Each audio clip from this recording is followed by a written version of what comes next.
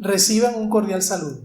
Soy Luis Edgardo Cabrera, médico ginecobstetra y docente universitario.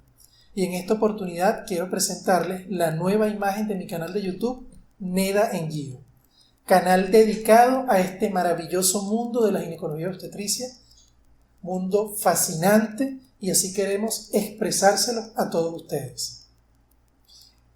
En esta oportunidad voy a iniciar una serie de ciclos de videos dedicados a la concientización del personal médico, personal de salud que labora en el área de sala de parto, en el área de maternidad, que tienen que ver con la atención de la mujer embarazada y por supuesto con la atención del parto, por ciertos procedimientos que han demostrado tener efecto negativo en lo que es la reducción de la morbimortalidad materna, fetal y perinatal.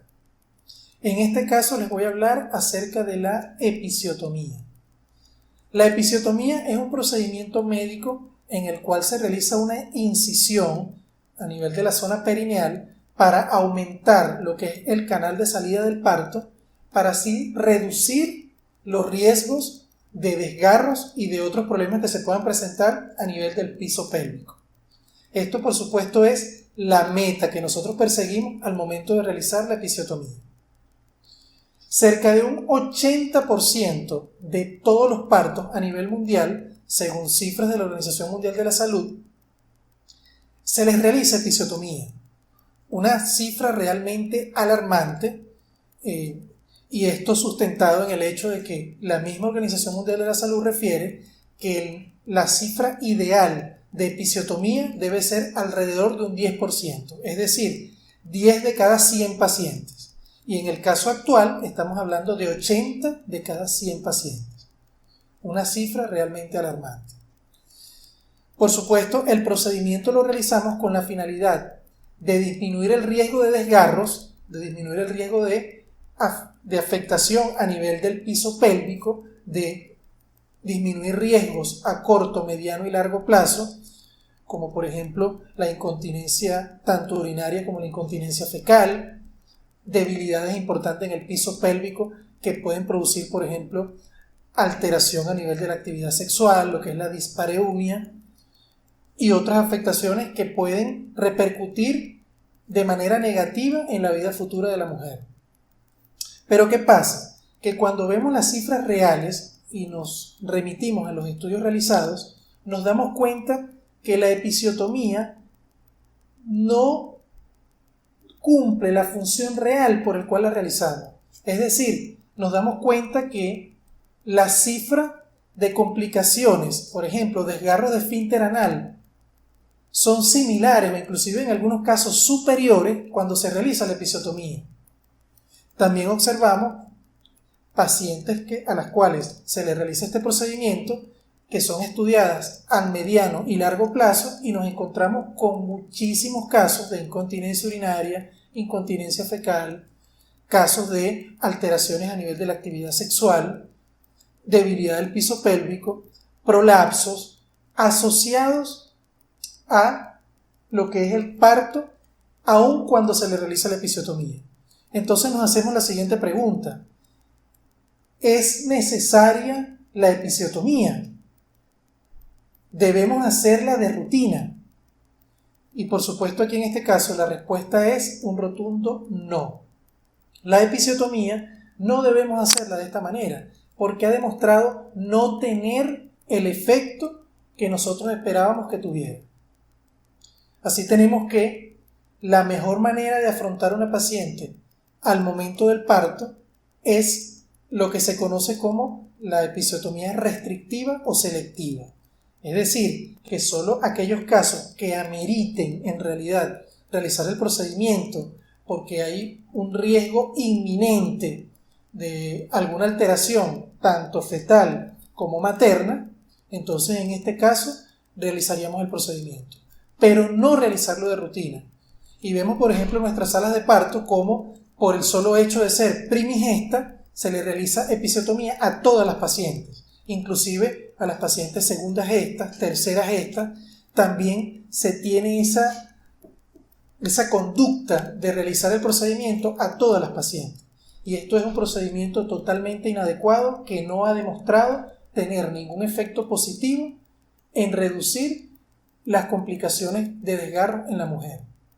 Es muy frecuente, por ejemplo, que en las guardias tengamos desgarros importantes a nivel de la cara posterior, porque aquí decimos, bueno, la episiotomía medio-lateral tiene menos efectos adversos, por ejemplo, en lo que es el desgarro del esfínter anal, pero se incrementa el riesgo de desgarros posteriores, inclusive con desgarros hacia el fondo de saco posterior, que son muy difíciles de suturar. Muchas veces llevamos a la paciente a quirófano para poder resolver el problema.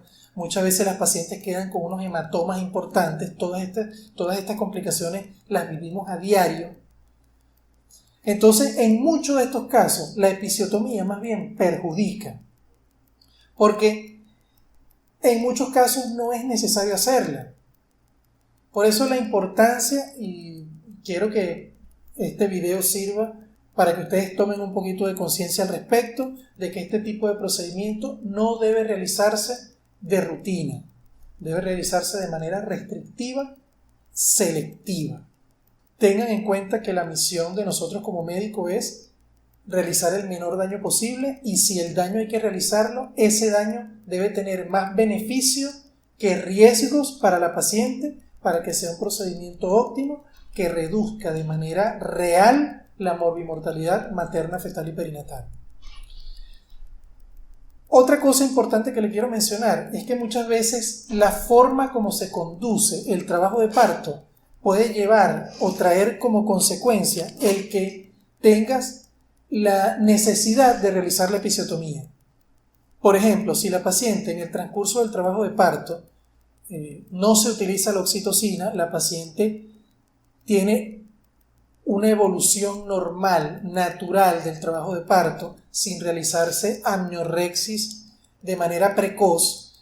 Todo esto va a traer como resultado que el trabajo de parto evolucione de una manera normal en cuanto a los movimientos y en cuanto al tiempo en que ocurre. Y esto, por supuesto, hace que los tejidos se relajen, que los tejidos adquieran una capacidad elástica de manera adecuada, de tal manera que cuando el feto nace no existe en la mayoría de los casos la necesidad de hacer una episiotomía. Pero ¿qué pasa? Que al momento de conducir el parto realizamos amniorexis precoz, colocamos oxitocina. Esto va a traer como consecuencia una afectación no solamente del tiempo en que ocurre el mecanismo del trabajo de parto, sino también del mecanismo en sí, y que se pueden afectar estos movimientos.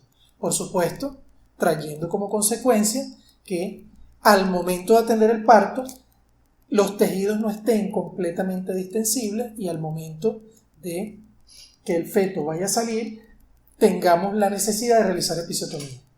Por eso es que una conducción óptima, sin la utilización de oxitocina, sin la intervención médica de manera innecesaria, nos permite también, de alguna manera, disminuir el riesgo de complicaciones y disminuir la posibilidad de realizar episiotomía.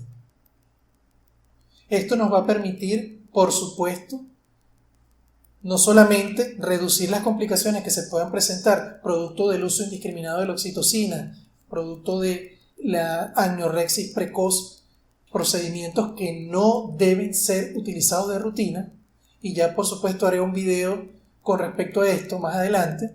Me quiero enfocar ahorita en la episiotomía, pero esto va a llevar también, por supuesto, a reducir la cantidad de episiotomía que hacemos. Debemos meternos en la cabeza que la episiotomía no ha demostrado una reducción en las complicaciones a corto, mediano y largo plazo con respecto a las pacientes que no se le hace episiotomía.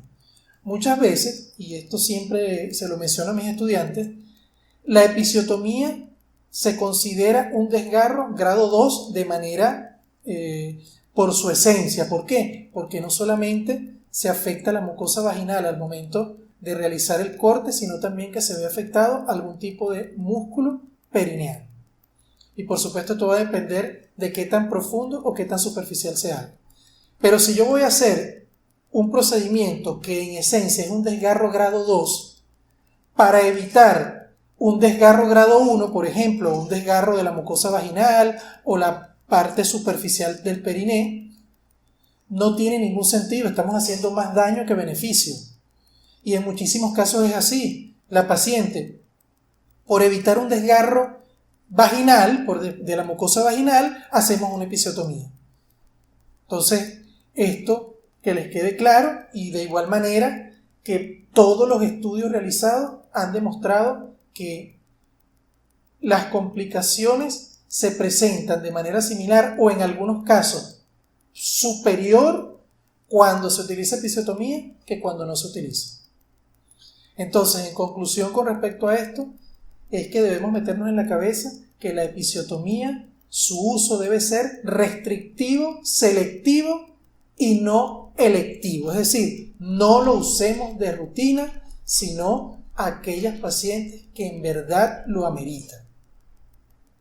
Nuestra misión es lograr reducir la cantidad de episiotomías hacia alrededor de un 10% de todos los partos atendidos y no de ese 80% en el cual se encuentra en la actualidad.